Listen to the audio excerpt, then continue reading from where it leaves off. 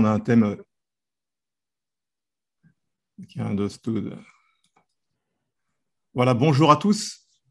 Voilà, donc là, aujourd'hui, on a un thème assez intéressant. J'étais surpris de voir le nombre de personnes qui se sont inscrites. Donc, je comprends que c'est un thème qui intéresse pas mal de gens.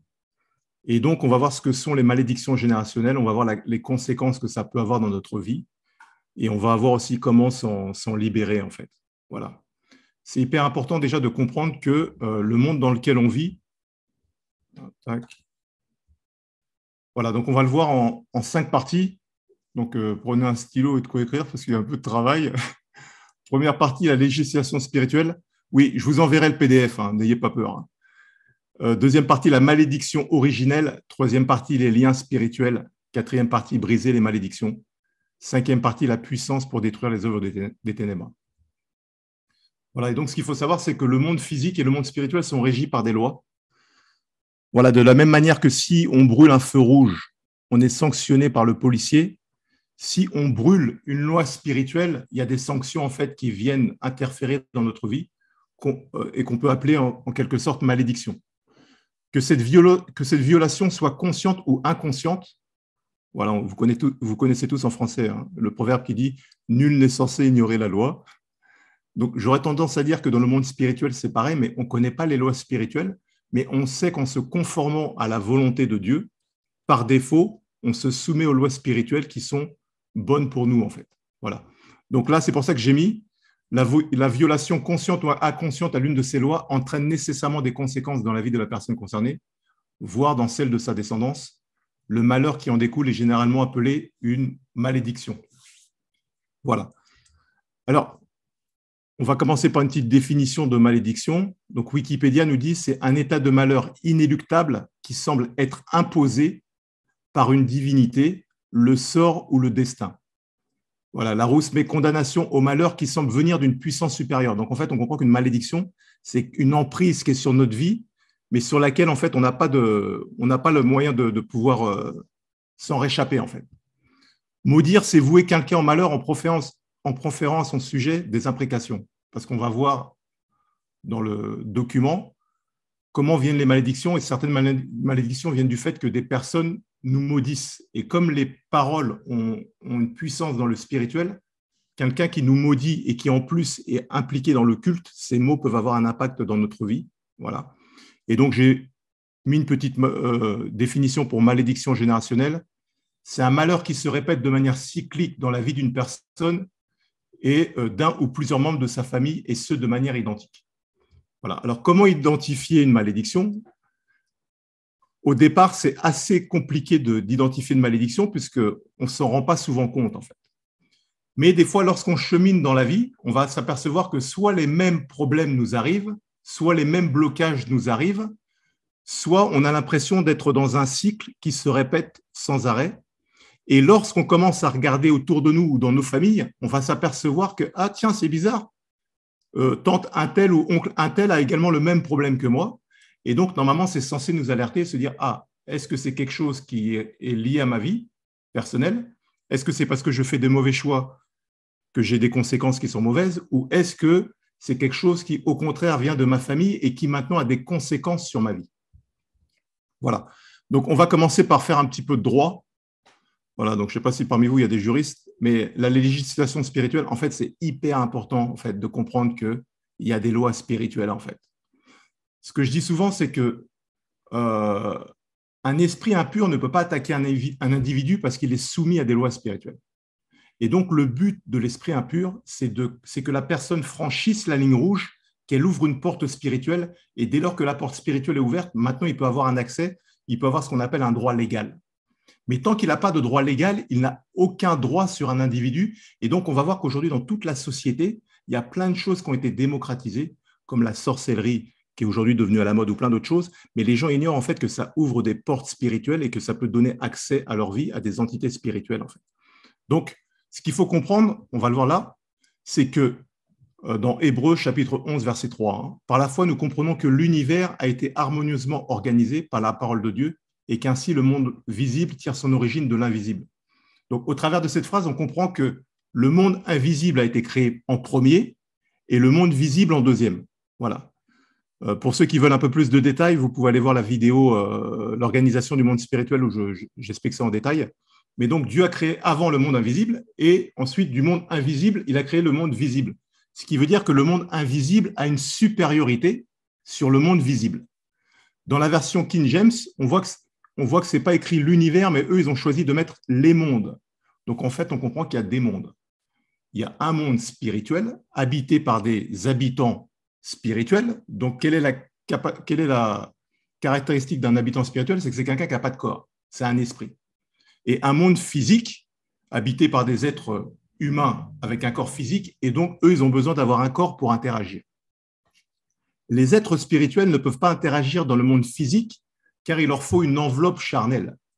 Donc, l'une de leurs missions, eux, pour pouvoir mener à bien leur but, c'est de tout faire en sorte pour pouvoir manipuler les gens, soit de l'extérieur au travers d'oppression au niveau des pensées, et que lorsque la personne reçoit les pensées, finalement, elle commence à agir dans le sens des pensées, ou soit en faisant en sorte d'entrer dans le corps de l'individu et pouvoir ainsi contrôler l'individu de l'intérieur. L'individu a des pensées, il pense que ça vient de lui, il a des pulsions, il pense que ça vient de lui, sans réaliser que parfois ça ne vient pas de lui, mais c'est le travail d'esprit, d'entité spirituelle qui ont trouvé une porte spirituelle pour entrer dans son corps. Voilà. Donc, nous comprenons que les mondes ont été organisés par la parole de Dieu. OK? Donc, le monde physique et le monde spirituel sont régis par des lois spirituelles établies par Dieu auxquelles l'ensemble de la création sont soumises. Et la violation consciente ou inconsciente à l'une de ces lois, oh tiens, je l'ai mis, ça c'est en doublon, ça, voilà, entraîne des malédictions. Alors, ce qu'il faut voir, c'est que quand Dieu met en place la création dans le livre de la Genèse. Pour donc, la musique, il fallait que j'avais été. Ah, tiens, tu peux couper le son, Nicole? Voilà, quand Dieu crée dans Genèse 1, à chaque fois que Dieu crée un élément, on voit qu'en fait, il attribue directement la fonction à l'élément. Je crée le soleil pour éclairer le jour, je crée la lune pour éclairer la nuit. Voilà. Il dit, je commande à la terre de donner du fruit. Et donc, en fait, on comprend que chaque élément obéit à la parole de Dieu et donc que chaque élément est soumis à la parole de Dieu. Maintenant, ce qu'on comprend que les seules personnes qui ont enfreint les lois de Dieu, donc c'est Lucifer, voilà, l'ange déchu qui a été déchu du ciel. Et donc, la parole nous dit qu'il a été déchu avec un tiers des anges. Voilà. Et donc, les êtres humains qui, eux aussi, en désobéissant à la parole de Dieu, sont sortis de l'organisation parfaite que Dieu avait établie pour l'homme à la création, en fait. Donc, en fait, dès le début, on va le voir juste après, l'homme, en obéissant au serpent, voilà, oui, c'est après. Donc là, on va voir que dans Deutéronome, chapitre 28, versets 1 à 2, Dieu dit, si tu obéis à ma voix, voilà, verset 2, voici toutes les bénédictions qui se répandront sur toi. Donc, c'est clair, hein? Dieu dit, si tu obéis, tu seras béni. Voilà. Verset 15, il dit, mais si tu n'obéis point à la voix de l'Éternel, ton Dieu, si tu n'observes pas et tu ne mets pas en pratique tous ces commandements et toutes ces lois que je te prescris aujourd'hui, voici toutes les malédictions qui viendront sur toi et qui seront ton partage. Voilà. Juste après, il dit, je prends le ciel et la terre à témoin. Je vous offre le choix entre la vie et la mort, entre la bénédiction et la malédiction. Choisissez donc la vie afin que vous viviez, vous et vos descendants. Choisissez d'aimer l'Éternel, votre Dieu, de lui obéir et de lui rester attaché. Donc, ça m'a amené une petite formule là, que vous pouvez voir juste en bas. Par rapport à ce qu'on a vu juste avant, on a vu que si on obéit, on est béni. Si on désobéit, c'est la malédiction. Donc, c'est simple. Obéissance à la volonté de Dieu égale bénédiction. Désobéissance à la volonté de Dieu égale malédiction. Maintenant, ce qui est intéressant, c'est que ce n'est pas Dieu qui veut qu'on soit maudit. Hein. C'est le fait qu'on désobéisse à sa parole, ça ouvre une porte spirituelle à l'ennemi qui maintenant peut entrer dans notre vie et causer du malheur dans notre vie, en fait. Donc, c'est ça qu'il faut comprendre, en fait. C'est que finalement, quand Dieu nous demande de lui obéir, en fait, il nous demande, en fait, de se placer sous son autorité. Et donc, en obéissant à sa parole, en fait, on est sous sa protection parce qu'on est dans le respect des lois spirituelles qu'on ne connaît pas toutes. Or, en revanche, lorsqu'on désobéit, on peut enfreindre une loi spirituelle et du coup donner accès à un ou des esprits dans notre vie, ce qui entraîne une malédiction. Voilà. Alors, la malédiction originelle, parce que moi, j'aime bien qu'on commence au début, en fait. Ce qu'il faut savoir, c'est que tout a commencé par une malédiction première. On la voit dans le livre de Genèse. Hein. Vous la connaissez tous, c'est dans Genèse chapitre 3, versets 14 à 19. Si je vais trop vite, vous me le dites dans le chat. Voilà. Donc, l'Éternel Dieu dit au serpent, « Puisque tu as fait cela, tu seras maudit. » Donc, en fait, le serpent a trompé Ève et Dieu lui dit, « Tu seras maudit. » Donc, en fait, on voit que Dieu maudit le serpent. Entre tout le bétail et entre tous les animaux des champs, il lui dit, « Tu marcheras sur ton ventre et tu mangeras de la poussière tous les jours de ta vie. » OK ? Là, maintenant, on va sauter directement au verset 17. Là où j'ai mis le curseur, il dit à l'homme, puisque tu as écouté la voix de ta femme et que tu as mangé de l'arbre au sujet duquel je t'avais ordonné cet ordre, tu n'en mangeras point, le sol sera maudit à cause de toi. C'est à force de peine que tu en tireras ta nourriture tous les jours de ta vie. Donc en fait, qu'est-ce qui se passe? Dieu crée un cadre pour l'homme, un cadre idéal. Il lui dit, voilà, tu peux profiter de tous les arbres du jardin, sauf d'un arbre en particulier. Donc en fait, Dieu lui donne une parole à respecter. Et donc, tant qu'il respecte cette parole, il est dans le cadre de la bénédiction, en fait. Le serpent, lui, il se dit, il faut que je le fasse sortir de ce cadre de la bénédiction parce que moi, je veux interférer dans sa relation entre lui et Dieu. Il vient le tromper en fait avec une phrase. Voilà, Dieu a-t-il vraiment dit? Ève écoute le serpent et mange du fruit et la conséquence de leur désobéissance, c'est la malédiction. Dieu maudit le serpent et il maudit la terre. C'est-à-dire qu'auparavant, eux, dans le jardin, ils avaient juste à se servir et maintenant, il maudit la terre. Ça veut dire que tout ce qu'ils vont devoir faire sera à la sueur de leur front, en fait. Voilà. Du coup, quelle est la conséquence? C'est ce qu'on appelle la mort charnelle. Comme vous pouvez le voir sur le schéma, l'être humain est esprit, âme et corps. Dieu a créé l'homme esprit, Genèse 2. Ensuite, il a pris la poussière de la terre, il a formé un corps, il a soufflé. L'homme est devenu une âme vivante et l'homme est esprit, âme et corps. Lorsque Dieu a dit que si tu manges du fruit, tu mourras, l'homme est mort spirituellement, c'est-à-dire que son esprit est mort. L'esprit, c'est ce qui permet de nous connecter en fait à Dieu, de communiquer avec Dieu. Voilà. Et donc, le fait que l'esprit soit mort, soit désactivé, l'homme n'est plus en capacité de pouvoir communier avec Dieu. L'âme, c'est le centre des pensées, de la volonté et de l'intelligence. L'esprit, c'est la conscience et c'est l'intimité avec Dieu. Donc, en fait, lorsqu'ils ont désobéi, lorsque Dieu a dit « vous mourrez », ils ont perdu leur relation avec Dieu, ce qui veut dire qu'en fait, la véritable vie, c'est lorsqu'on est en intimité avec Dieu, en fait. Alors, cette mort spirituelle est hyper importante parce qu'on va voir que c'est au travers de cette mort, au travers de cette malédiction, que la mort est rentrée dans le monde. Voilà. Là, on le voit dans Romains chapitre 5, verset 12. Parce que ce qu'il faut comprendre, c'est qu'on parle des malédictions générationnelles. Hein. Cette malédiction qui est tombée sur Adam, c'est-à-dire la malédiction de la mort, elle a concerné tous les hommes. C'est ce qu'on voit dans ce verset. C'est pourquoi, comme par un seul homme, le péché est entré dans le monde et par le péché, la mort. Donc, en fait, c'est par Adam que le péché est entré dans le monde et par le péché, la mort. Et qu'ainsi, la mort s'est étendue sur tous les hommes. Donc, en fait, au travers de la malédiction d'Adam, ça s'est étendu sur nous.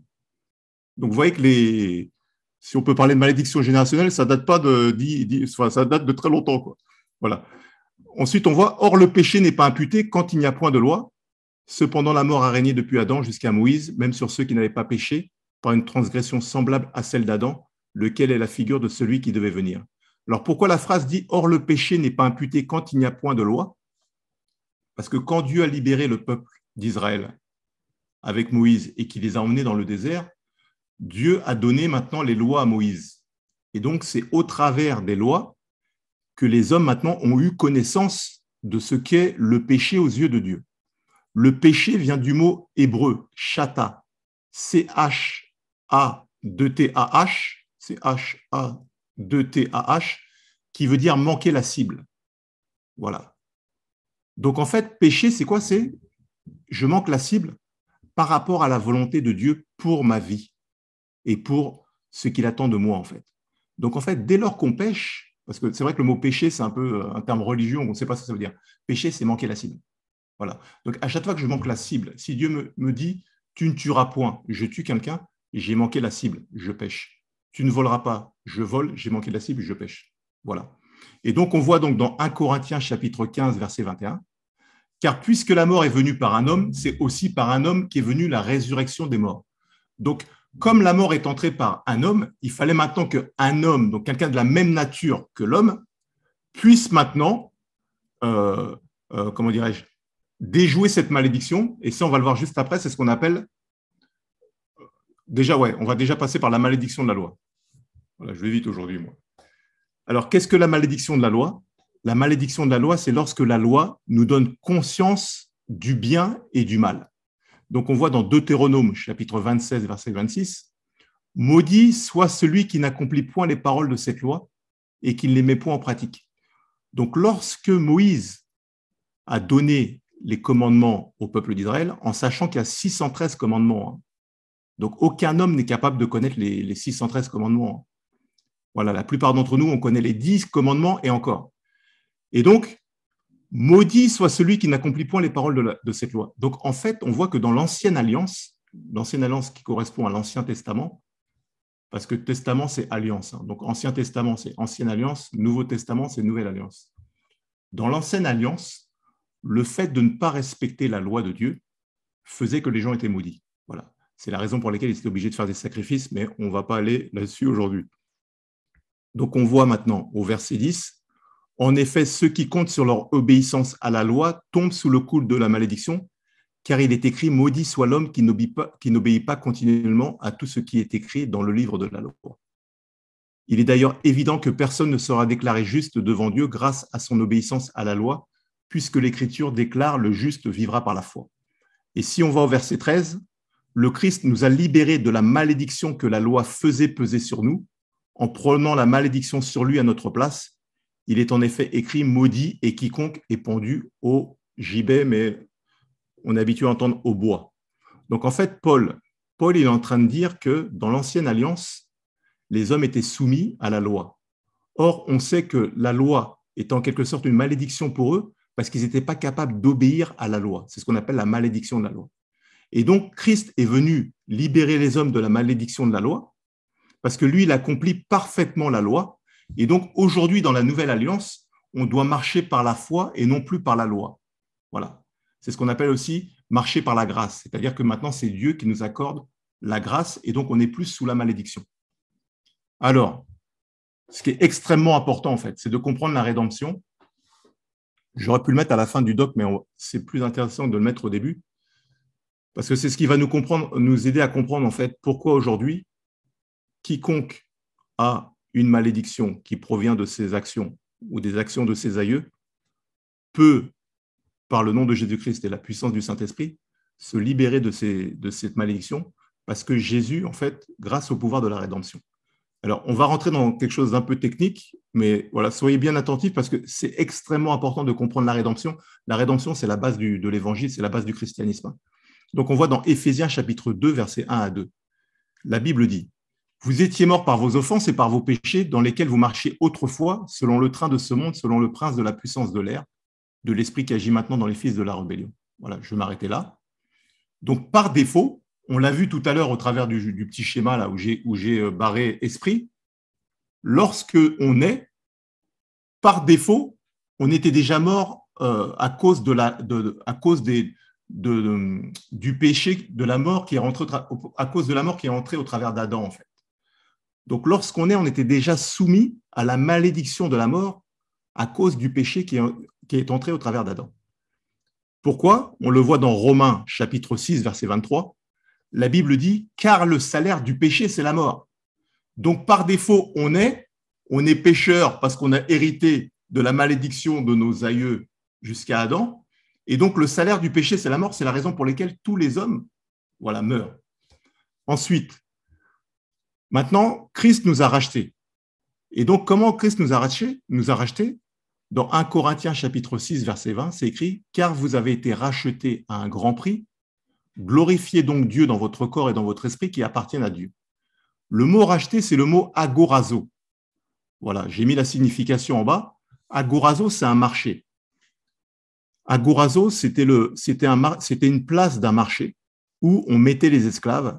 Voilà, les esclaves étaient exposés et donc un acheteur venait il regardait les esclaves et il achetait les esclaves, en fait. Et donc, la place aux esclaves s'appelle agorazo. Donc, lorsque Paul dit « car vous avez été rachetés à un grand prix agorazo », ça veut dire qu'on a été acheté en tant qu'esclave. OK ? Mais vous savez que je peux t'acheter en tant qu'esclave, mais tu restes esclave. Hein. Donc, tu peux avoir déjà, tu es esclave. Il y a un maître, il vient, il t'achète et il te met esclave dans sa maison, mais tu demeures esclave. Mais on va voir que Jésus était beaucoup plus loin, en fait. Donc, Christ nous a rachetés. 2, Christ a payé notre dette, parce que bien entendu, pour pouvoir acheter un esclave, maintenant, il faut payer une dette. Donc, si on est dans le naturel, on va payer la dette avec de l'argent, avec des lingots d'or, avec des métaux précieux, voilà, en donnant un terrain. Voilà. Donc, c'est comme ça dans le naturel qu'on pouvait acheter un esclave, en fait. Dans le spirituel, voilà, parce qu'il faut qu'on monte et qu'on voit les choses dans le spirituel. Dans le spirituel, Jésus a payé notre dette par son sang. Ça, on le voit dans dans 1 Pierre, chapitre 17. Non, ça, c'est pas 17. Hein. Bon, il y a je remettrai à jour. Il dit, et si vous invoquez comme Père celui qui juge selon l'œuvre de chacun, sans acceptation de personne, conduisez-vous avec crainte pendant le temps de votre pèlerinage. Donc, on est tous en pèlerinage. Hein, sachant que ce n'est pas par des choses périssables, par de l'or ou de l'argent que vous avez été rachetés. Donc, en fait, en tant qu'esclave, on n'a pas été racheté par de l'or ou de l'argent. On a été racheté de la vaine manière de vivre que nous avons hérité de nos pères, mais par le sang précieux de Christ, comme d'un agneau sans défaut. Et donc, en fait, on voit que le mot « lutro » veut dire « libéré d'une rançon, racheté par le paiement d'une rançon ». Donc, voyez bien la chose. Hein. C'est qu'aux yeux de Dieu, pour pouvoir racheter l'humanité, il fallait quelque chose qui corresponde à la valeur de l'humanité. Et donc, ce qui correspondait le plus à la valeur de l'humanité, c'était le sang de Christ, à savoir Christ, la vie de Christ lui-même. Pourquoi ? Parce que la Bible dit que la vie est dans le sang. Voilà, peut-être on en parlera plus tard, c'est pour ça qu'il y a des gens qui sont dans l'occulte, qui font beaucoup de sacrifices de sang. Voilà, je referme la parenthèse, mais donc, Jésus, donc, je remets le contexte. Hein. Adam a péché, la mort est rentrée, tous les hommes sont concernés, on est sous ce qu'on appelle la malédiction de la mort. Dieu veut nous libérer, il envoie son Fils unique qui vient nous chercher au marché des esclaves agorazo, il paye l'utro, non pas avec des choses périssables, mais avec son sang. OK ? Et qu'est-ce qui se passe après ? Tac. Non, c'est... Voilà, maintenant, dans Galates chapitre 3, verset 14, c'est écrit « Christ nous a rachetés », mais là maintenant c'est « exagorazo » de la malédiction de la loi, étant devenu malédiction pour nous, car il est écrit « Maudit est quiconque est pendu au bois », voilà, afin que la bénédiction d'Abraham eût pour les païens. Voilà. Alors, exagorazo, qu'est-ce que ça veut dire, exagorazo ? On fait un peu de grec, hein. Voilà, comme ça on élargit notre vocabulaire. Le mot, il se compose de agorazo et de ek. Ça veut dire que, voilà, racheter par paiement d'un prix pour soustraire au pouvoir d'un autre, payer une rançon. Le Christ qui a racheté ses élus en payant du prix de sa mort la rançon contre la domination de la loi mosaïque. Ça veut dire qu'en fait, on était esclaves. Jésus nous a rachetés par son sang agorazo. Il nous a ramenés avec lui, mais exagorazo, c'est que maintenant il nous a libérés. C'est-à-dire qu'on n'est plus esclaves, mais on nous a libérés. Donc, si je prends un exemple dans le naturel, un vendeur va au marché aux esclaves agorazo, il achète l'esclave, il le ramène chez lui, mais maintenant, exagorazo, il y a l'esclave, maintenant tu es libre, tu peux partir. La porte est grande ouverte. Donc, en fait, c'est ce que Jésus a fait, en fait.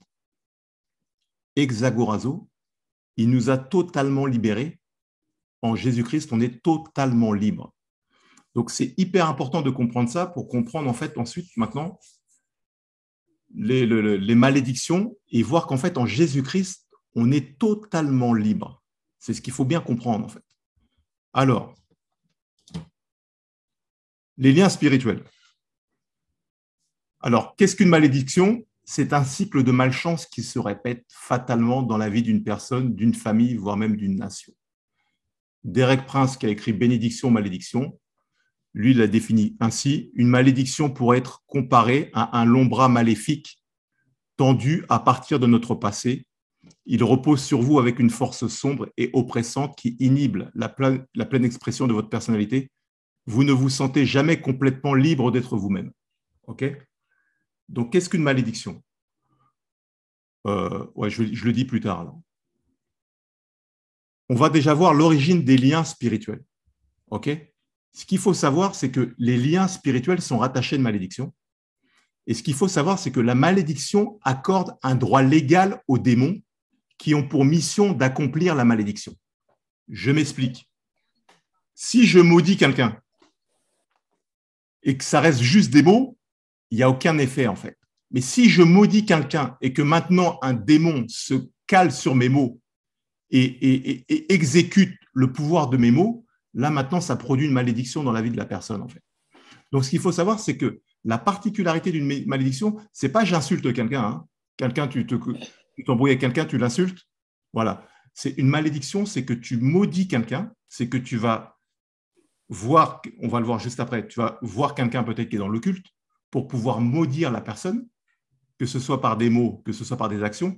Et donc, dès lors que la personne est maudite, dès lors que cette malédiction a une place dans sa vie, cela donne un droit légal à un démon. Ce qui veut dire qu'à une malédiction est rattaché un ou plusieurs esprits impurs. C'est ce qu'il faut bien comprendre, en fait.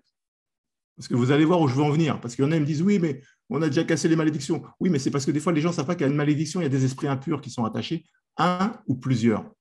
Alors, quelle est la source des malédictions? Il y a les malédictions qui viennent de Dieu, on va le voir juste après. Les malédictions qui viennent du diable et de ses agents. Les malédictions qui viennent d'une tierce personne qui nous maudit. Les malédictions héritées de nos pères et les malédictions qui viennent de nos propres actions. OK? Alors, exemple de violation des lois spirituelles. Donc, les pratiques occultes. La sorcellerie, la magie, vaudou, magnétisme, reiki, etc. Le fait, voilà, on ne va pas aller dans l'Ancien Testament, mais dans l'Ancien Testament, c'est dit, voilà, je paraphrase, hein, vous ne servirez pas d'autres dieux, vous ne ferez pas de magie, sorcellerie. Bon, ce n'est pas écrit comme ça, mais voilà, on comprend le sens. Donc, le fait de pratiquer ces choses, en fait, on enfreint les lois spirituelles de Dieu qui apportent la bénédiction, et donc, par conséquent, ça amène la malédiction, en fait. Donc, tout ce qui est pratique occulte, la sorcellerie, la magie, le vaudou et tout, ce sont des portes ouvertes qui peuvent amener une malédiction dans la vie de la personne qui pratique, mais également dans sa descendance en fonction des pratiques que cette personne a exercées.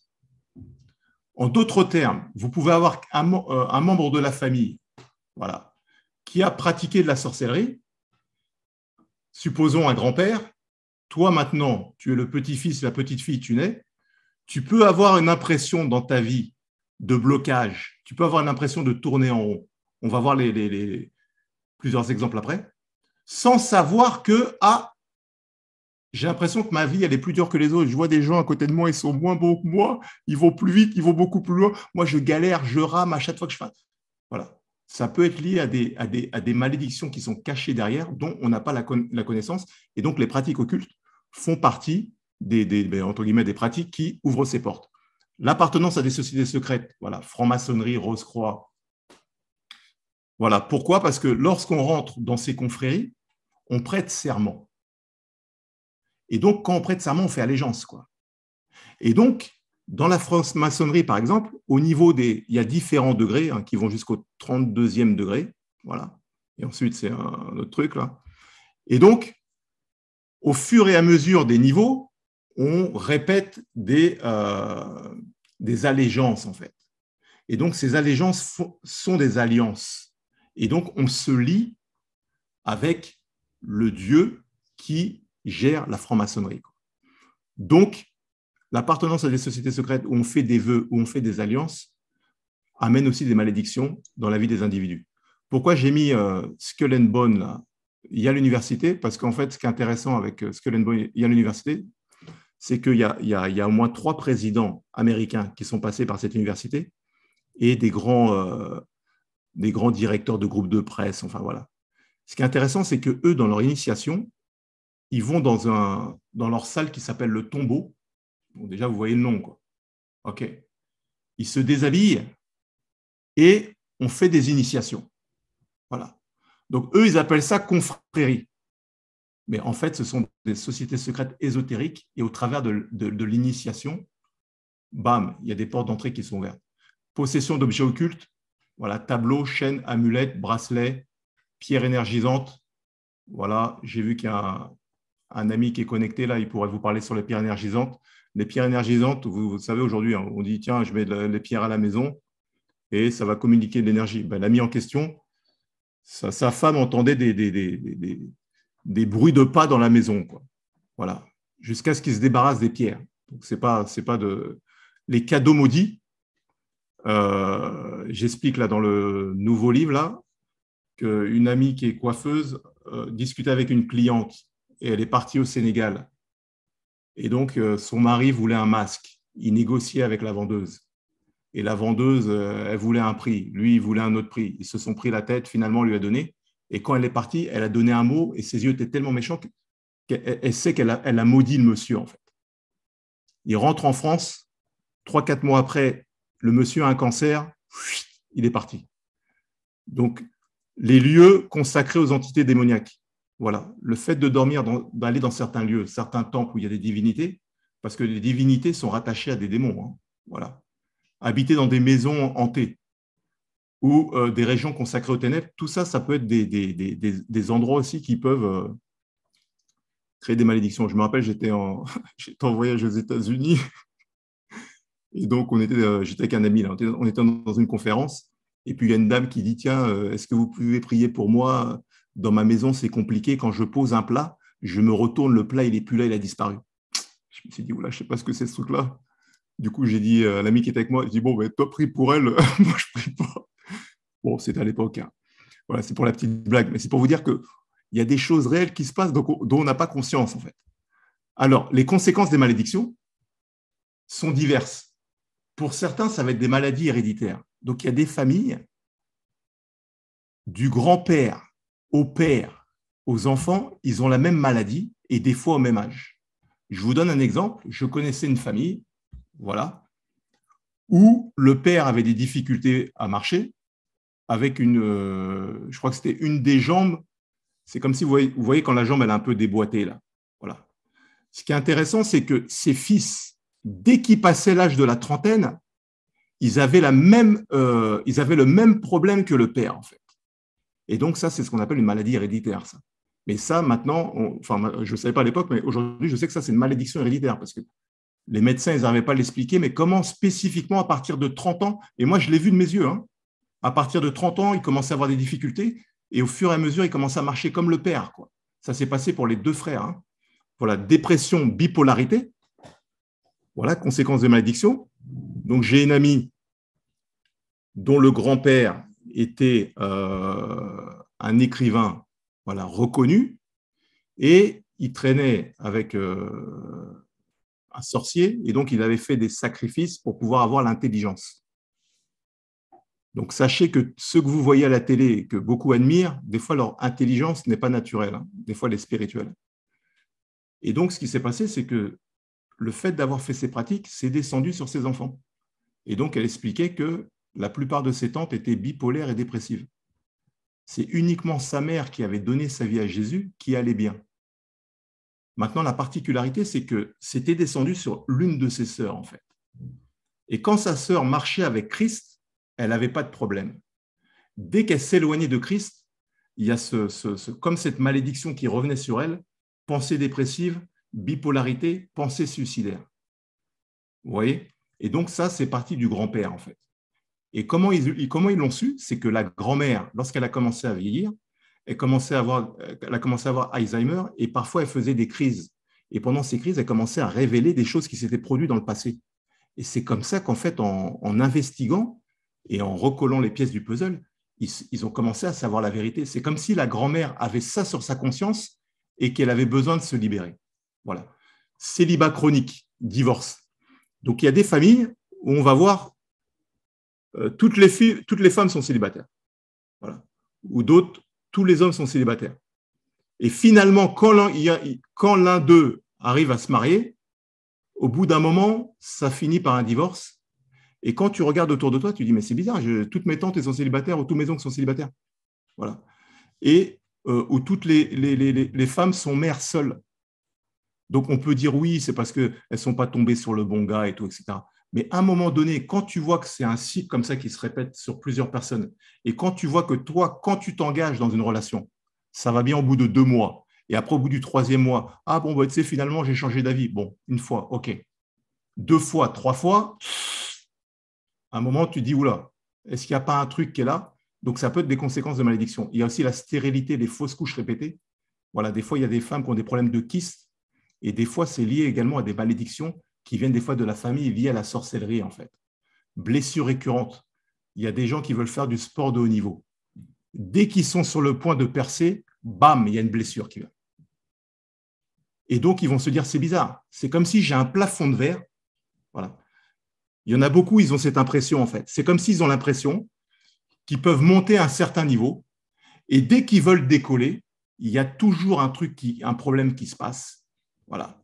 Soit ils loupent l'examen, soit ils n'ont pas l'embauche, soit, je ne sais pas moi, le train il est en retard. Il y a toujours un truc qui se bloque. Alors, quand ça se produit une fois, 2 fois, on dit, bon, je n'ai pas de chance, quoi.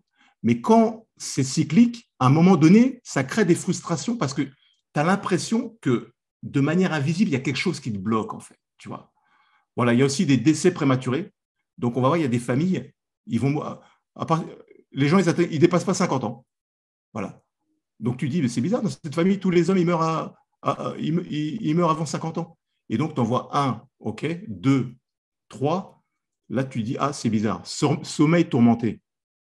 Il y a des gens qui font constamment des cauchemars, en fait. Voilà. Ou lorsqu'ils dorment, ils sont oppressés par des esprits. C'est-à-dire que des fois, ils vont sentir des mains qui viennent les étrangler. Il y en a qui peuvent faire des paralysies nocturnes, toutes sortes de phénomènes bizarres. Et on va voir les médecins, on va voir on prend des somnifères, tout ça, rien n'y fait. Voilà. Et donc, on s'y habitue, mais ce n'est pas normal. Donc ça peut être un signe également d'une malédiction. Alors, on va voir là un exemple concret. Je ne vais pas lire tout le texte parce que c'est extrêmement long, mais en fait, Josué, qui était le fils spirituel de Moïse, il rentre à Canaan, il doit conquérir la terre promise. Et regardez bien, hein, là, c'est un exemple concret qui va nous aider en fait à comprendre l'importance des malédictions et si on en a dans notre vie, l'importance de s'en débarrasser en fait. Ce qui se passe, je résume parce que le texte il est long. Josué, il va à Jéricho, ils battent Jéricho. Ils vont à la ville d'Aï, ils font tomber la ville d'Aï. Les habitants de Gabaon, là, donc au verset 3, ils entendent parler d'eux, ils ont peur. Ils se disent, oula, il ne faut pas qu'ils viennent jusqu'à nous, sinon ils vont nous attaquer. On va mettre en place un subterfuge. On va leur faire croire qu'on fait partie d'une contrée lointaine et qu'on veut faire une alliance avec eux. Et comme en fait, on va leur faire croire qu'on vient de loin, ils vont dire, OK, on va faire une alliance avec eux. En fait. Et donc, c'est ce qu'on voit au verset 6. Ils allèrent auprès de Josué au camp de Gilgal et ils lui dirent, ainsi qu'à tous ceux d'Israël, nous venons d'un pays éloigné et maintenant faites une alliance avec nous. Donc, retenez bien ce mot alliance, en fait. C'est ce qui est important. Et au lieu d'aller consulter Dieu, Josué, il dit, OK, je résume, hein, si vous voulez le lire, vous le lirez plus tard, ils font une alliance, en fait. Mais qu'est-ce qui se passe au verset 18? C'est qu'ils se rendent compte, en fait, qu'on les a trompés. Et donc, ils ne pouvaient plus maintenant les tuer parce qu'en fait, ils avaient fait une alliance avec eux, et on le voit, ils ne les frappèrent point parce que les chefs de l'Assemblée leur avaient juré par l'Éternel, le Dieu d'Israël, de leur laisser la vie. Et comme ils avaient juré par le Dieu d'Israël, maintenant ils étaient bloqués et ils ne pouvaient plus les toucher. Mais on va voir quelque chose de très intéressant en fait, c'est que ça a amené une malédiction dans leur vie. Malédiction sur le peuple d'Israël à cause du roi Saül qui a tué les Gabonites. Qu'est-ce qui s'est passé? C'est que le roi Saül, lui, plusieurs années plus tard, a tué les Gabonites. Et donc, du temps du roi David, il y a une famine de 3 ans. David cherche la face de l'Éternel et l'Éternel lui dit, c'est à cause de Saül et de sa maison sanguinaire, c'est parce qu'il a fait périr les Gabonites. Donc, qu'est-ce qu'on voit? Là, on a un exemple concret de malédiction générationnelle.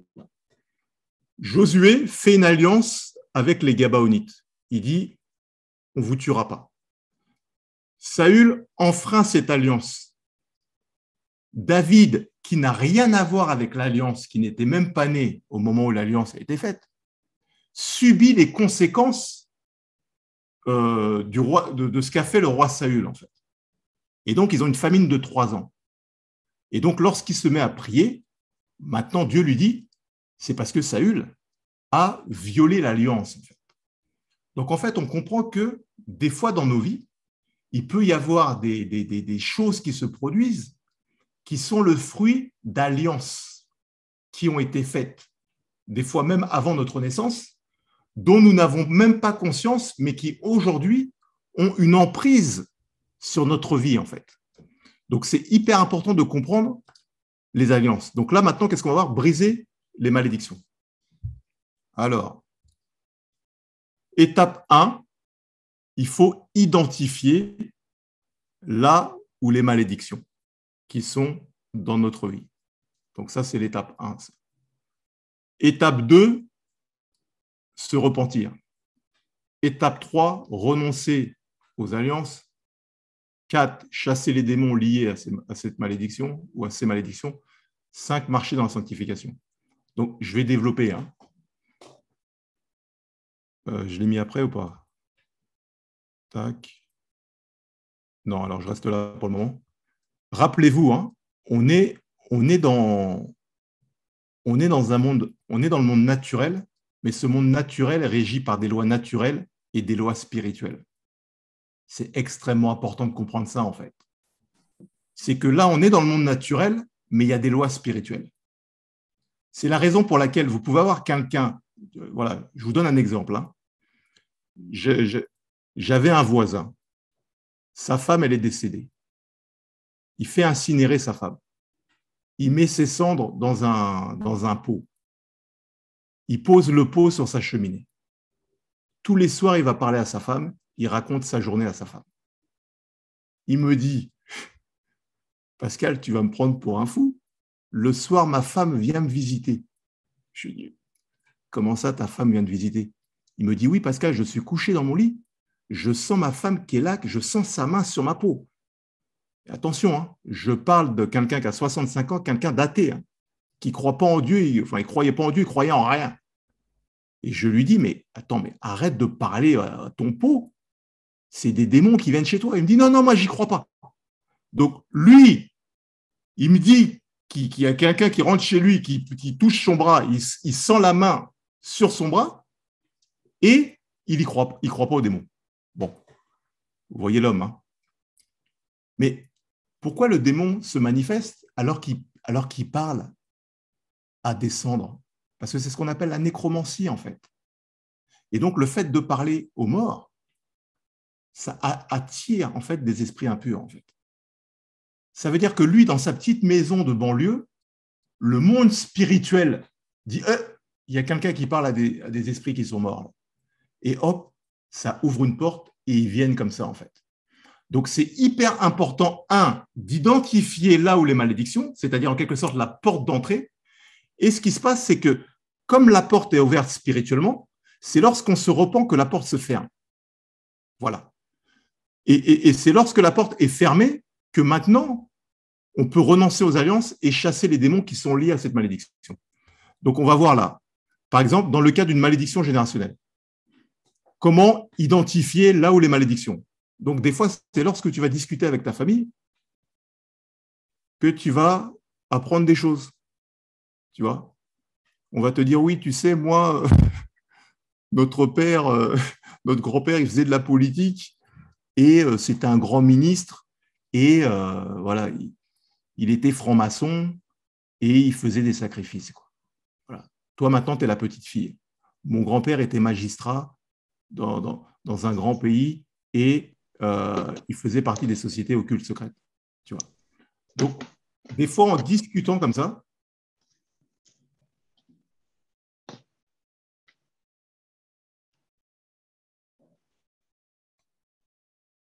c'est bon pour le micro? Oui, il y a eu un problème de micro, mais tu peux y aller. Ok. Je reprends là où j'en étais ou c'est bon? Oui, reprends un peu avant, s'il te plaît. Voilà, donc, des fois, en discutant avec ses proches, on peut avoir des signaux sur d'éventuelles choses qu'ils ont faites et ça peut nous informer par rapport à notre propre vie personnelle, en fait. OK? Donc, par exemple, je prends un exemple. Hein. Vous avez le grand-père qui était riche et le voisin, il est jaloux. Il va voir un sorcier et il jette des malédictions sur le grand-père. Le grand-père, il perd tout. Le fils, lui, il est broke et le petit-fils est broke. Et le petit-fils, il monte une entreprise, ça démarre et puis après, hop, ça retombe. Il redémarre une autre, ça redémarre, hop, ça retombe. Il ne sait pas, lui, que au niveau du grand-père, quelqu'un était venu jeter une malédiction sur son grand-père, le maudire, et qu'à cause de cette malédiction, maintenant, elle repose sur lui, en fait. Voilà. Donc, en fait, des fois, en discutant avec la famille, on peut avoir. Ensuite, en observant l'état général de la famille. Ça, on l'a vu tout à l'heure. Si dans la famille, tout le monde a la même maladie, voilà. Tout le monde, les hommes meurent avant 50 ans, ou tout le monde est célibataire, ou oui, voilà. Il y a des indices comme ça qui commencent à attirer notre attention, en fait. Alors, pourquoi c'est important de comprendre ça? Parce que la Bible nous dit dans Exode, chapitre 20, versets 5 à 6, je pense que beaucoup d'entre vous, vous connaissez, voilà. Je punis la faute des pères sur les enfants jusqu'à la 3e et la 4e génération. Ce qui veut dire que lorsque quelqu'un commet une malédiction, ça descend jusqu'à la 3e, voire 4e. Ça veut dire que où nous sommes aujourd'hui, on peut encore avoir des malédictions qui remontent à notre arrière-grand-père.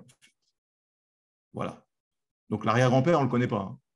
Donc du coup, c'est important en fait de comprendre en fait les principes spirituels parce que des fois, il y a des esprits impurs qui contrôlent des familles grâce à des malédictions qui reposent sur la famille et qui descendent comme ça au fur et à mesure sur les générations sans que personne ne vienne casser cette malédiction en fait.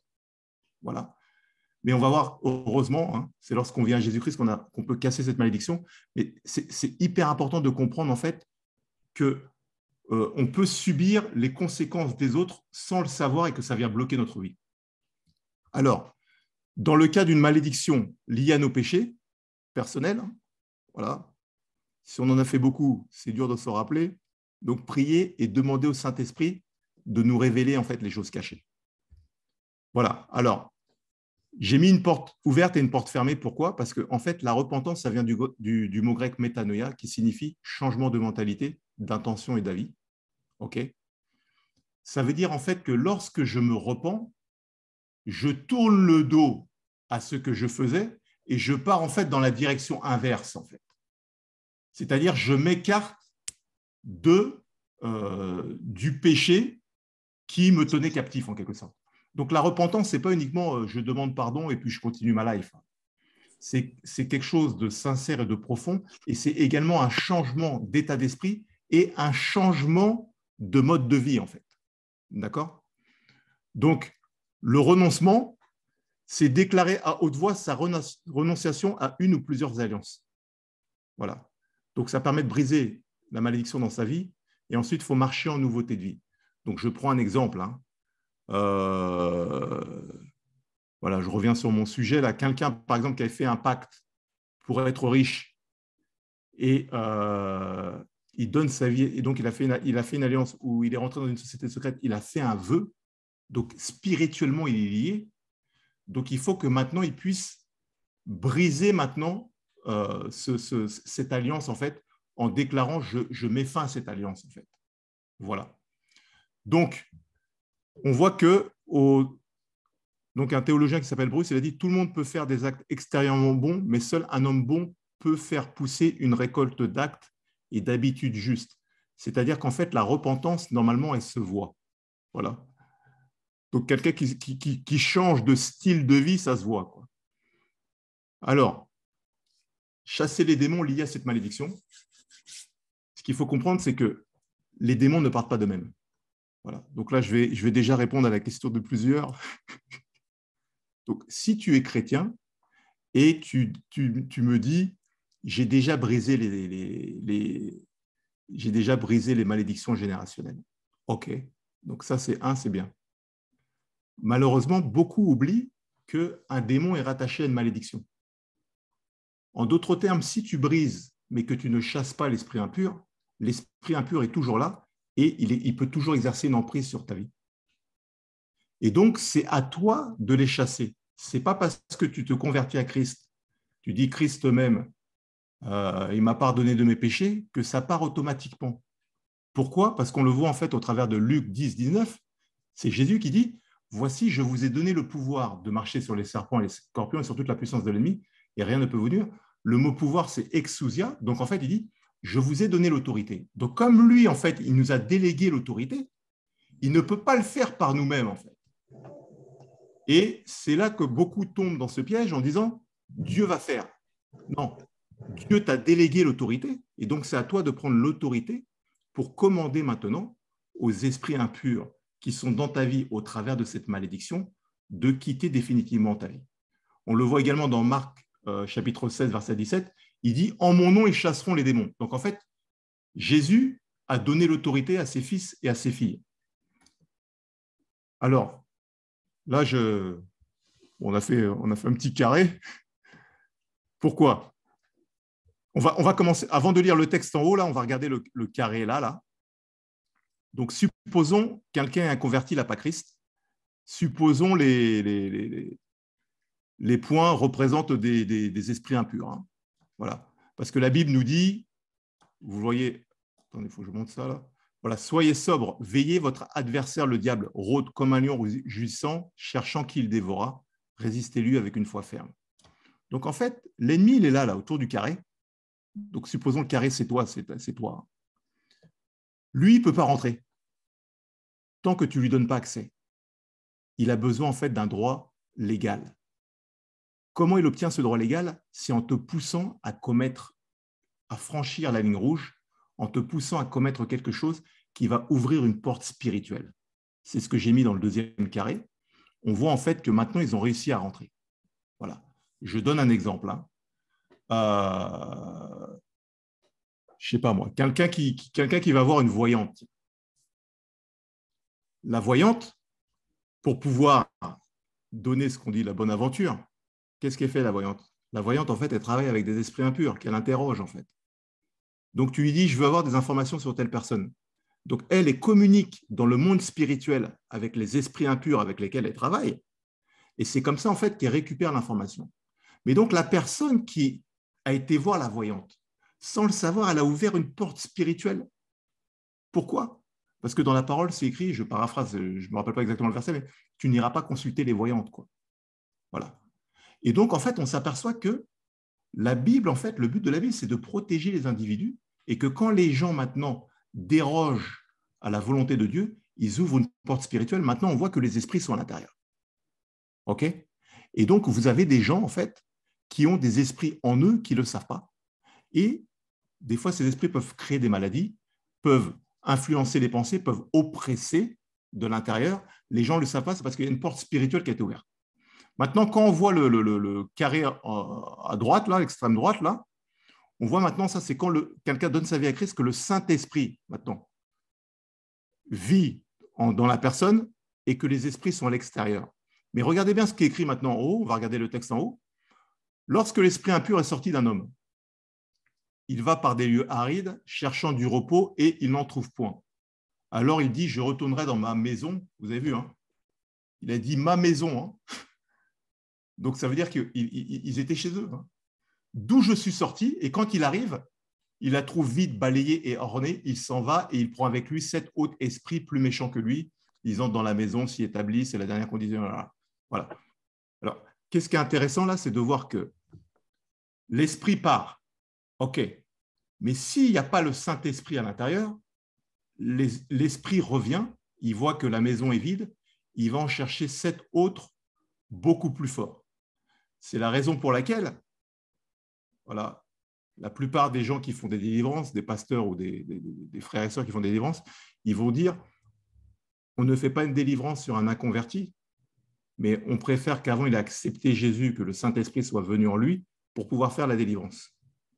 Donc là, je vais répondre à une question. Beaucoup me disent, est-ce qu'un chrétien peut avoir des esprits impurs? Ben, je réponds à la question. Si on attend que le Saint-Esprit vienne habiter en lui pour faire la délivrance, ça veut dire que les esprits sont là, en fait.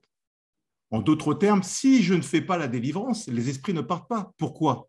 On l'a vu juste avant. Faut que je clique là. Pourquoi? Parce qu'on nous a donné l'autorité. Donc, quand tu te convertis à Christ, les esprits ne partent pas automatiquement. C'est ce que j'ai mis ici. Là. Supposons on a quelqu'un qui est inconverti. OK? Il a des esprits impurs en lui. Supposons le boulet, c'est une malédiction. OK. Il donne sa vie à Christ, nouveau converti, le Saint-Esprit, on le représente par la flamme, vient habiter en lui. S'il est bien encadré, voilà, d'un moment, on lui dit, bon, viens, on va discuter. Peut-être que tu as besoin de prière. Est-ce que tu as ouvert des portes dans le passé? Est-ce que tu as fait des choses qui auraient pu donner accès, quoi? Et donc, s'il est bien encadré, les gens vont prier pour lui, chasser les esprits, briser les malédictions. Et donc, il est en nouveauté de vie. En revanche, si ça se passe souvent dans les grandes églises, ça, donc il y a des conversions, voilà, on baptise, voilà. Mais après, la personne, il n'y a pas de suivi, quoi. Et donc, vous pouvez avoir quelqu'un qui est converti, qui a des esprits impurs en lui, bien que le Saint-Esprit habite en lui. Je vais m'expliquer après, parce que je sais qu'il y en a, je ne vous vois pas, hein, mais les cheveux doivent s'hérisser, parce que c'est un débat dans les églises. Voilà. Mais en fait, ce qui est intéressant de comprendre, c'est quoi? C'est que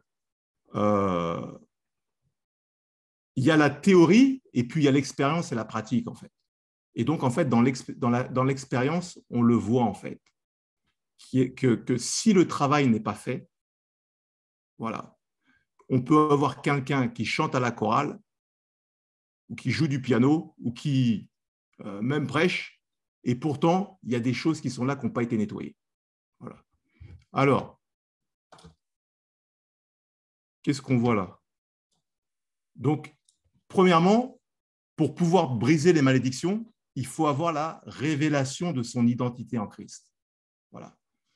Quand je connais mon identité en Christ, quand je sais que Jésus m'a racheté de la loi de la mort, quand je comprends ce que c'est la rédemption, je sais que j'étais mort, j'étais condamné et que Jésus m'a racheté par son sang. OK. Je sais que je suis enfant de Dieu. Je sais que j'ai reçu l'autorité de chasser les démons et tout, etc. Je sais qu'il a cloué à la croix, on va voir plus tard le verset, il a cloué à la croix l'acte dont les ordonnances me condamnaient. Donc en fait, au travers de la croix, il n'y a plus aucune condamnation sur moi. Quand j'ai cette révélation-là de qui je suis maintenant pleinement en Jésus-Christ, maintenant que je manifeste mon identité et que je prie Dieu, le Saint-Esprit va me révéler, tiens, là, il y a tel truc qui te bloque. Tiens, là, il y a telle autre chose qui te bloque. Et donc, c'est dans cette connaissance pleine de mon identité que je peux maintenant briser éventuellement tout ce qui me bloque. Voilà. Bon, maintenant, il y en a qui ont de la chance, hein. Il n'y a rien qui les bloque, tant mieux. Voilà, mais c'est de plus en plus rare aujourd'hui. Vu le monde dans lequel on est, c'est de plus en plus rare. Voilà. Et pourquoi j'ai mis chrétien mature? Parce que j'ai mis une grosse flamme là. Pourquoi? Parce qu'en en fait, plus mature, attention, hein, mature, c'est pas le nombre d'années. Hein. Parce qu'on peut avoir quelqu'un qui a 2 ans de vie chrétienne qui est beaucoup plus mature que des gens qui ont 20 ans. Mais plus on est mature en Christ, plus on est rempli du Saint-Esprit, et plus déjà on peut manifester Christ, voilà, en caractère et en œuvre. Mais les démons ne peuvent pas supporter en fait la puissance du Saint-Esprit qui est en nous. J'explique ça parce que je vais vous expliquer plus tard pourquoi certains disent j'ai déjà prié et il n'y a rien qui bouge. Je vais vous expliquer après pourquoi. Donc, alors, ça c'est pour les sceptiques, pour vous expliquer qu'un chrétien peut avoir des esprits impurs. Je vous explique. Sur la gauche, là, on a le tabernacle. OK? Ça, c'était le parvis. Voilà, à gauche. Ça, c'était le lieu saint et le lieu très saint. OK. Le lieu très saint était séparé du lieu saint par un rideau opaque. Et donc, une fois par an, le souverain sacrificateur, donc ce n'était même pas le sacrificateur, hein, c'était le souverain sacrificateur, pénétrait dans le lieu très saint, OK, et il fallait avant qu'il se soit assuré qu'il soit pur, parce que s'il n'était pas suffisamment pur, la colère de Dieu s'abattait sur lui, il pouvait mourir dans le lieu très saint. C'est la raison pour laquelle on mettait un bracelet avec des clochettes au niveau de son pied, ce qui veut dire que si on ne l'entendait plus, il y avait également une ficelle, si on ne l'entendait plus, on le sortait en le tirant parce que les autres ne pouvaient pas rentrer, en fait. OK? Donc, c'est le lieu très saint. Le lieu très saint, c'est le lieu où la présence de Dieu descendait. Maintenant, la Bible nous dit que nous sommes le temple du Saint-Esprit. Ça veut dire quoi? On est esprit, âme et corps. Notre corps, c'est l'équivalent du parvis. Notre âme, c'est l'équivalent du lieu saint. Et notre esprit, c'est l'équivalent du lieu très saint. Maintenant, regardez le passage que j'ai mis juste en bas. On voit que Jésus va au temple. Et qu'est-ce qu'il voit? Il s'aperçoit qu'il y a des voleurs qui sont au niveau du parvis. Et donc, le texte nous dit, ayant fait un fouet avec des cordes, donc Jésus, les chassa tous du temple. Donc, c'est les voleurs, hein, je n'ai pas eu le verset d'avant. Il chassa tous du temple, ainsi que les brebis et les bœufs. Il dispersa la monnaie des changeurs et renversa les tables. Et il dit aux vendeurs de pigeons, ôtez cela d'ici, ne faites pas de la maison de mon père une maison de trafic. Où étaient les vendeurs? Ils étaient au niveau du parvis. OK? Donc, si je fais le parallèle, en fait, entre le temple physique et le temple que nous sommes, on comprend qu'il peut y avoir, je mets les guillemets, des voleurs au niveau du parvis, qui est notre corps. Parce que le Saint-Esprit vient vivre dans notre esprit. Donc, qu'est-ce que c'est la nouvelle naissance? La Bible dit, si tu crois dans ton cœur, 1, croire, si tu confesses de ta bouche, 2, alors tu seras sauvé. Quand je crois et que je confesse, le Saint-Esprit vient vivre dans mon esprit. Quand le Saint-Esprit touche mon esprit est régénéré. C'est ce qu'on appelle la nouvelle naissance. Mon âme n'est pas régénérée. C'est pour ça que Paul dit dans Romains chapitre 12, verset 2, ne vous conformez pas au siècle présent, mais soyez transformés dans le renouvellement de votre intelligence. Voilà. Donc maintenant, pour pouvoir marcher comme Christ le veut, il faut maintenant que mon esprit grandisse pour qu'il puisse dominer mon âme et donc dominer mes pensées, mes émotions. OK? Mais le Saint-Esprit vit dans mon esprit. Maintenant, le but du Saint-Esprit, c'est que nous soyons totalement libres. Et donc, c'est à l'instar de Jésus qui est rentré avec le fouet pour chasser les voleurs. Le but du Saint-Esprit, c'est que s'il y a éventuellement des esprits impurs qui sont dans notre corps, soit parce qu'on a ouvert une porte, ou soit à cause de malédiction, le but du Saint-Esprit, c'est de nous révéler ces choses, soit au travers de la prière ou au travers du jeûne, pour qu'on puisse prendre autorité et les chasser. Donc ça, c'est si on le fait nous-mêmes, ou 2, être entouré de pasteurs ou autres qui puissent nous accompagner là-dedans. Mais il faut bien comprendre que c'est possible pour un chrétien d'avoir des esprits impurs. Et croyez-moi, j'en vois. Voilà. Alors, ensuite, j'appuie ce point-là parce que je sais que c'est le débat dans les églises. Et croyez-moi, j'en vois. Alors, la puissance pour détruire les œuvres des ténèbres. Donc maintenant, c'est ce qui va nous intéresser. Qu'est-ce qu'on va voir ici? En Jésus-Christ, on a la victoire. En lui, on est plus que vainqueur. D'ailleurs, j'ouvre une parenthèse.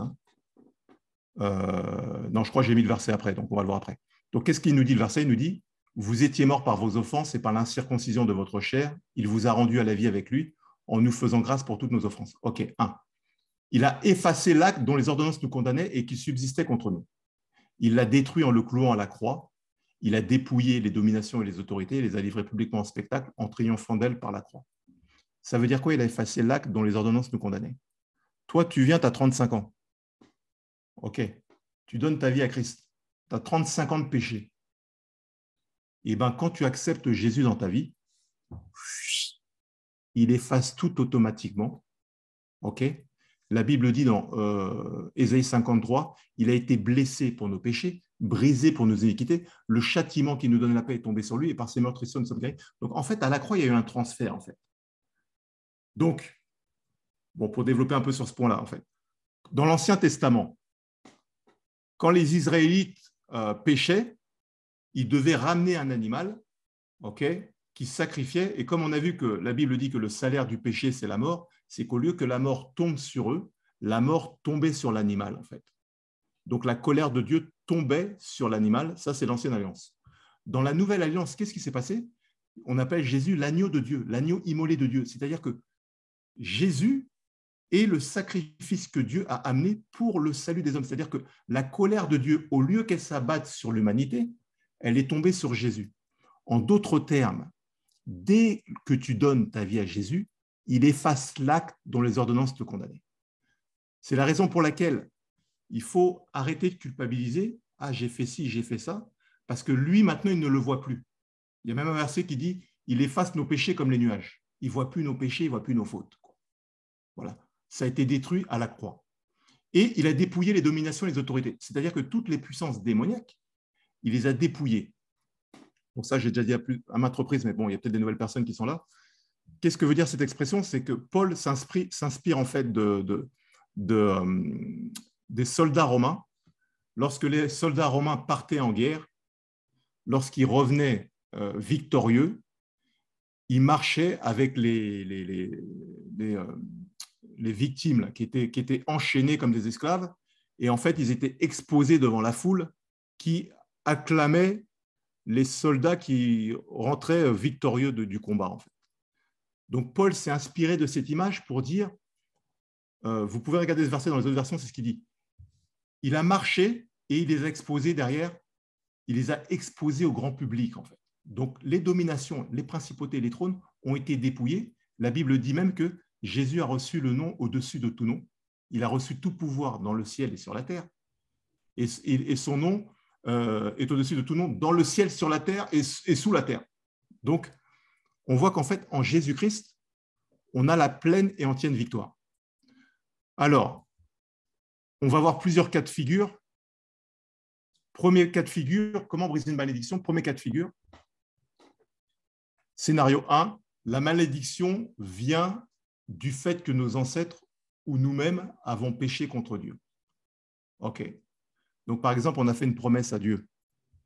Seigneur, si demain je suis prospère, je te promets de créer un orphelinat. Et puis, tu es prospère et tu ne fais pas d'orphelinat. Tu vas t'acheter ton petit 4x4, tu fais ta petite maison à Cannes et tu oublies ton orphelinat.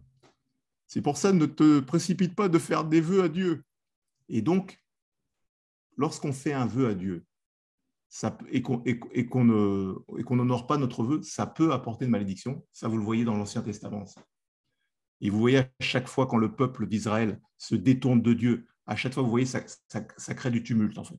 Donc, l'étape 1. Donc, si c'est nous, si c'est de notre fait, reconnaître sa faute. Voilà. Si ça vient du grand-père, du papa, de la maman ou du grand-père autre, reconnaître ce que nos parents ont fait, en fait. Voilà. Confesser ses péchés à Dieu en demandant sa miséricorde et son pardon.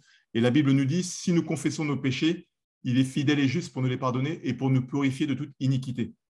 2, renoncer aux péchés et aux alliances. 3, là, on demande à Dieu d'enlever la malédiction. Pourquoi? Parce que c'est Dieu qui l'a mise sur notre vie. On verra que c'est différent lorsque ça vient de nos familles, de leurs actions, en fait. Donc là, maintenant, on dit, Seigneur, voilà, j'ai péché contre toi, je te demande pardon. J'ai adoré d'autres idoles. Je renonce à ces alliances. Je te demande d'enlever la malédiction qui est sur ma vie. Et maintenant, je commande à tout esprit impur qui est lié à ces malédictions de quitter immédiatement et définitivement ma vie. Pourquoi? Parce qu'en fait, j'ai reçu le pouvoir exousia de marcher sur les serpents et sur les scorpions. Scénario 2. Qu'est-ce qu'on voit? Non, là, c'est... Oui, la malédiction vient de Dieu parce que mes ancêtres ont péché contre lui. Oui, donc là, j'ai mis des prières types. Donc, quand je vous enverrai le PDF, vous pouvez relire à la maison. Donc, voilà, Père, je confesse les péchés, je renonce à ces péchés. Donc, voilà. Tac. Là, pareil, prière type, si ça vient de moi. Voilà, comment briser une malédiction. Donc là, la malédiction, maintenant, résulte des conséquences de nos actes ou de nos ascendants. OK? Donc, supposons, j'ai fait des alliances et ça fait entrer une malédiction. OK? Donc là, maintenant, je dois reconnaître mes péchés. Lorsque je reconnais mes péchés,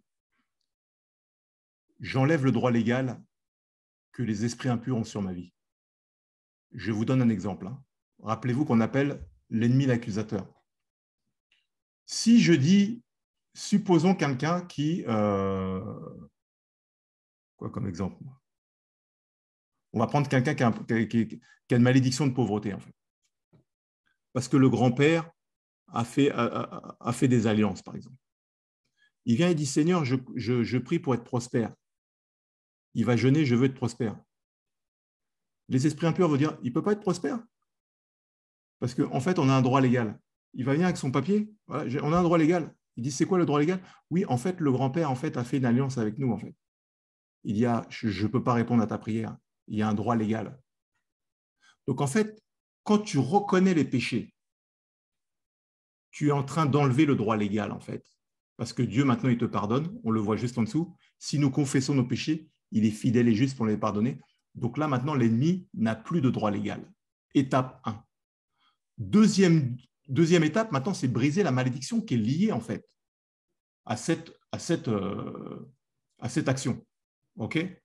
Donc, je viens maintenant briser toute malédiction de pauvreté qui repose sur ma famille à cause des péchés commis par mes ancêtres. OK?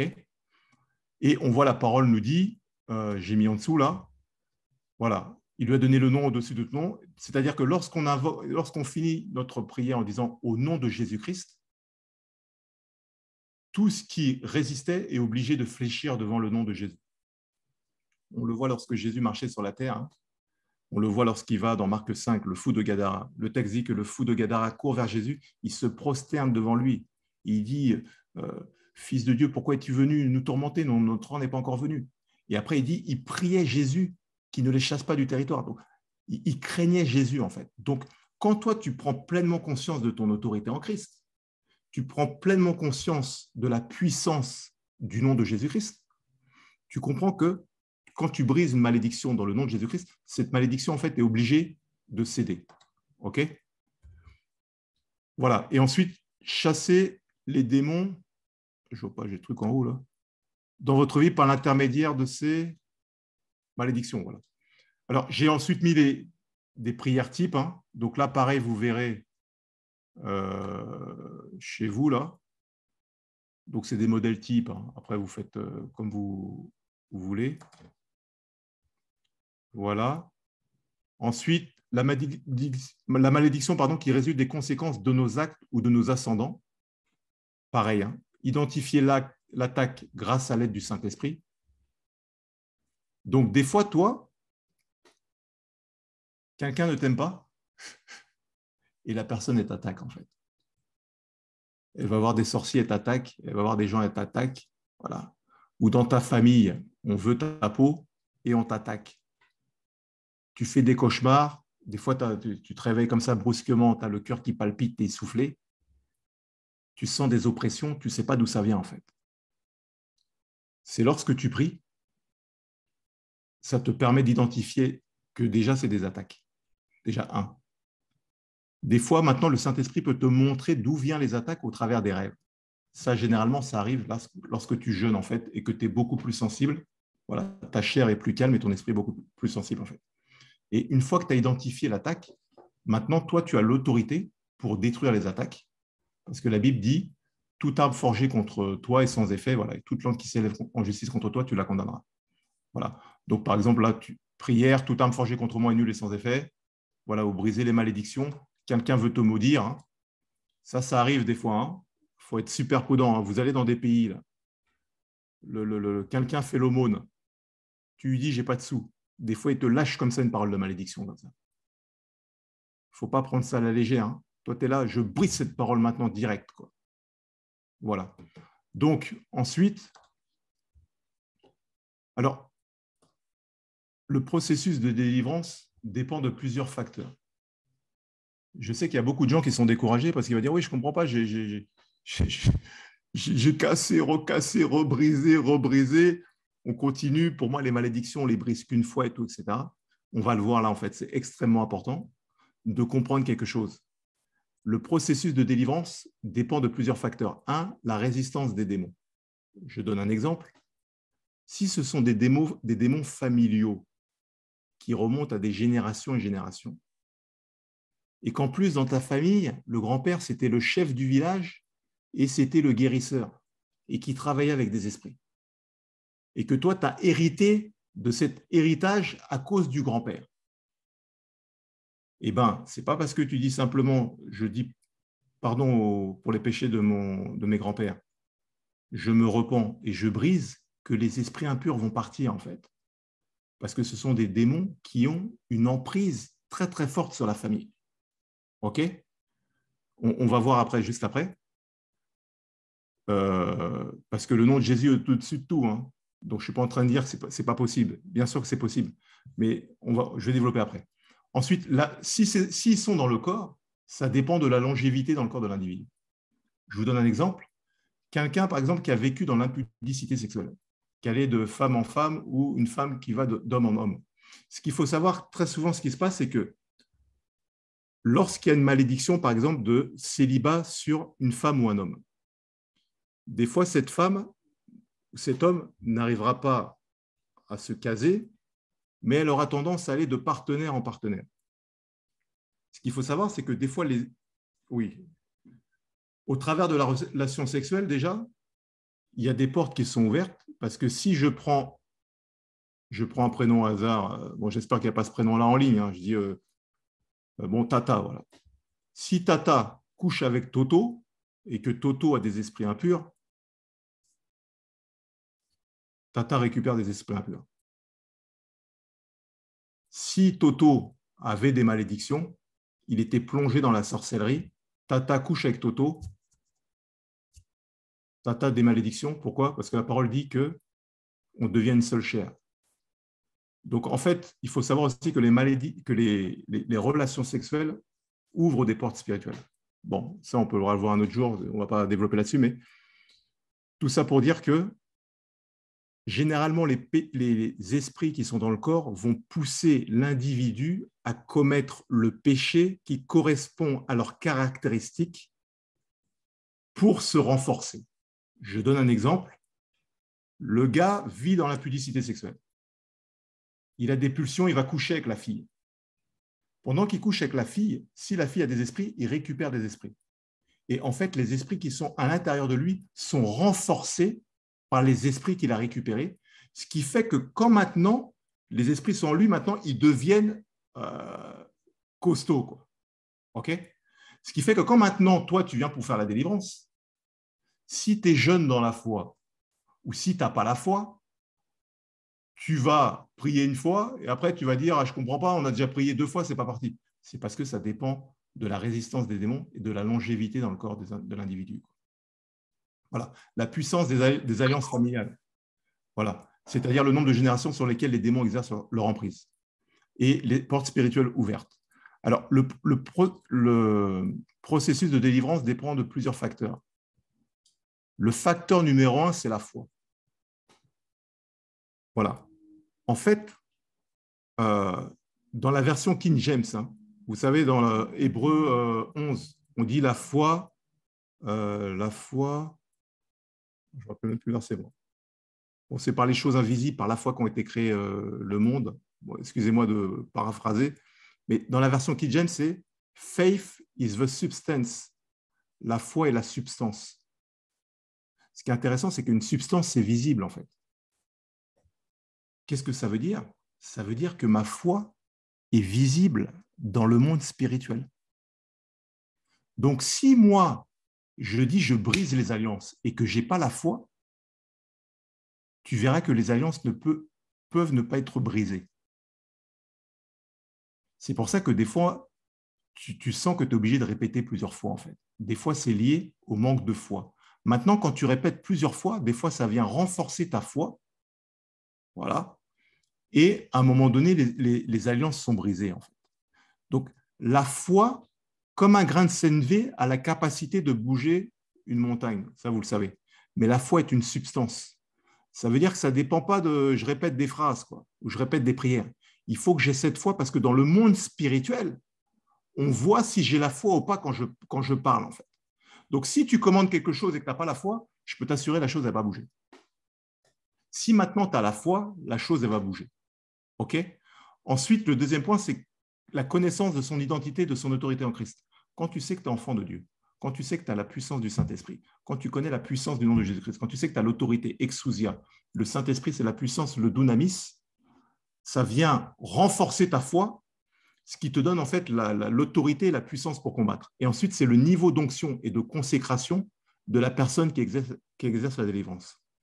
Donc ça, c'est extrêmement important de comprendre que, j'en parle juste après, voilà, regardez ce qui est écrit dans Ésaïe chapitre 10, verset 27. En ce jour, son fardeau sera ôté de dessus ton épaule et son joug de dessus ton cou, et la graisse fera éclater le joug. Donc regardez, j'ai mis une vache à côté là, ou un taureau, je ne sais pas ce que c'est. Donc vous voyez, là il a un joug là. Et donc, des fois, on est comme ça, en fait. On avance dans la vie, mais on a l'impression qu'il y a un truc qui nous retient, quoi, qui nous bloque, quoi. Ça s'appelle un joug. Ce joug qui peut représenter une malédiction. Et donc, c'est pour ça qu'on a l'impression qu'on galère pour tout. On galère pour trouver un taf, on galère pour trouver un appart, on galère pour se marier, on galère pour... Voilà, on galère. Et en fait, il y a un joug. OK ? Maintenant, qu'est-ce que dit le texte ? Il dit « Et la graisse fera éclater le joug ». Ce qui est intéressant, c'est que le mot hébreu pour la graisse, c'est shemen, qui veut dire huile. Et donc, on sait en fait que dans l'Ancien Testament, l'huile est une représentation du Saint-Esprit. On le voit ici, là. Donc, le tabernacle ainsi que cette huile pour l'onction sainte était une préparation composée voilà, d'ouvrages de parfumeur. Donc, en fait, qu'est-ce que dit le passage ? Si je paraphrase avec un langage de 2022, voilà, en ce jour-là, mes problèmes seront enlevés de mon épaule. Voilà. Et tout ce qui me bloquait va exploser par la puissance du Saint-Esprit.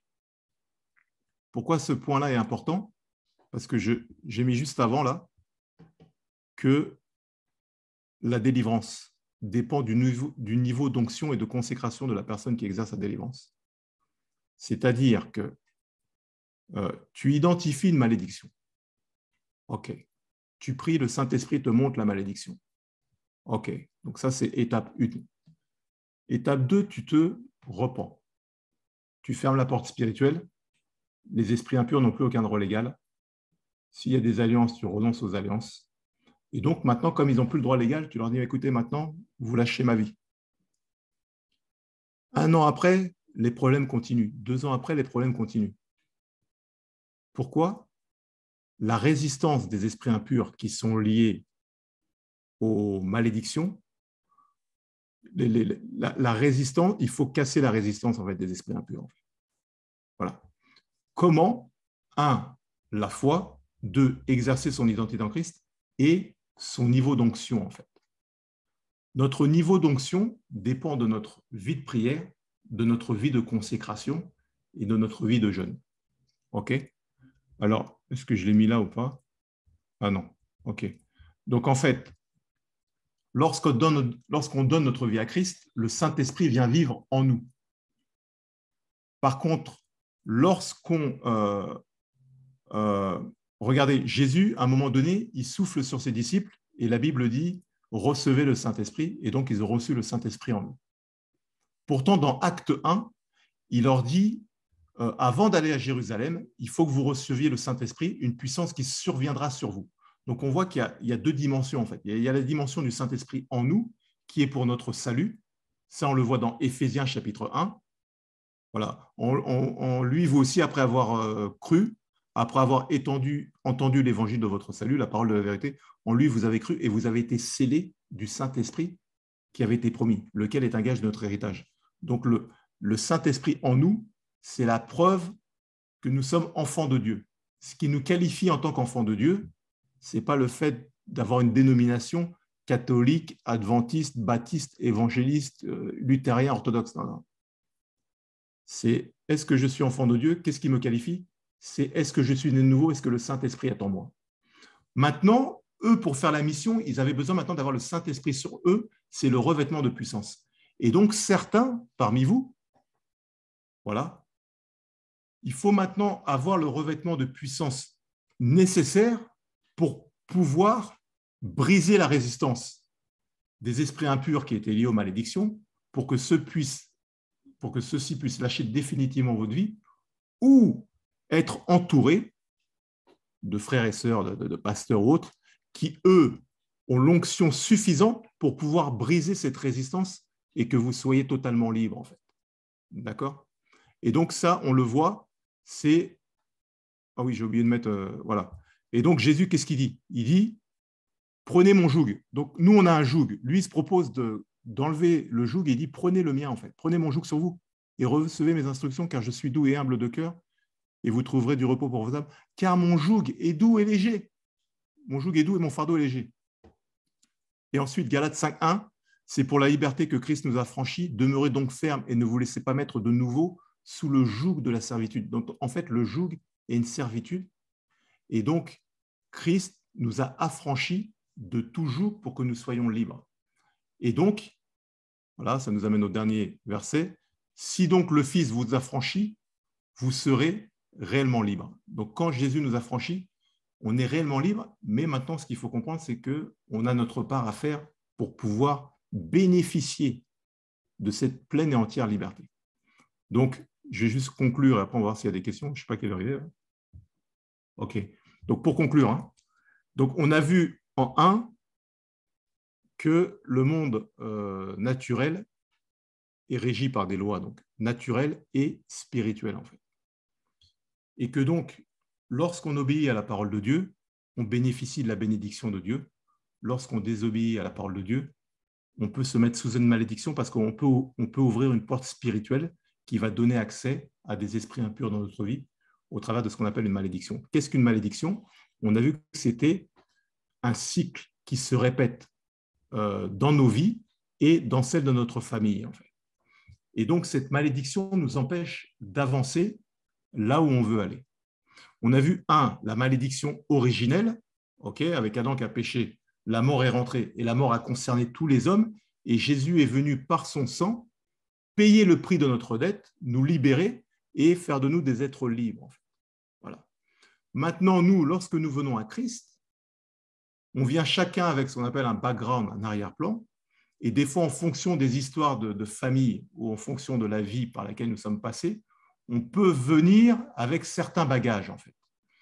Maintenant, Dieu veut que nous soyons totalement libres. Donc, la première chose, on donne notre vie, nouvelle naissance, le Saint-Esprit vient habiter en nous, et donc le rôle du Saint-Esprit maintenant, c'est de nous montrer les choses qui ne vont pas dans notre vie afin de nous libérer et que nous puissions bénéficier de cette pleine entière liberté. On voit maintenant que les malédictions peuvent avoir plusieurs conséquences dans notre vie. Certaines malédictions viennent de nos propres actions. C'est moi qui ai commis la faute, j'ai ouvert une porte et aujourd'hui j'en subis les conséquences. Ou on a vu qu'une malédiction peut courir jusqu'à 4 générations. Je peux avoir un grand-père, voilà, arrière-grand-père, qui a commis des choses dans la famille, ça redescend sur moi, ok, et aujourd'hui, je subis les conséquences de ces actions. On a vu les différentes les différentes pratiques qui pourraient ouvrir des portes, et donc on a vu que pour pouvoir, comme on est dans une législation spirituelle, la première chose, c'est bam, je demande pardon. Dès que je demande pardon, je ferme la porte. Je me repens, je me détourne de la faute, et si c'était des choses que les grands-pères faisaient et que je pratiquais, j'arrête, je me détourne. Donc, 1, pardon. 2, je me repens. 3, s'il y avait des alliances, je brise les alliances. OK? Donc, par exemple, si je prends l'exemple, par exemple, des relations sexuelles. Donc, la Bible dit, c'est pourquoi l'homme et la femme s'uniront et tous les deux deviendront une seule chair. Voilà. Donc, quelqu'un va coucher avec XY. Ils se séparent. Ils ne savent pas, en fait, il y a une alliance qui est là, une alliance spirituelle. Ils sont devenus une seule chair, un seul et même esprit, une alliance d'âme, bien d'âme. Et donc, il faut briser ces alliances, en fait. Voilà. Et ensuite, selon les alliances en question, il y a des esprits qui sont rattachés. Et donc, c'est à nous de prendre autorité et de commander de les chasser, ou bien d'aller dans un endroit où on prie. Il y a des gens qui prient pour qu'ils puissent nous accompagner et qu'on puisse être totalement libre. Voilà. Donc, je pense que j'ai fait le tour. Voilà, je vais m'arrêter là. Si vous avez des questions, je vais enlever le PowerPoint. Tac. Alors, comme vous êtes nombreux, S'il y a une question, il faudrait peut-être lever la main. Et du coup, je pense que Nicole, elle pourra ouvrir le micro.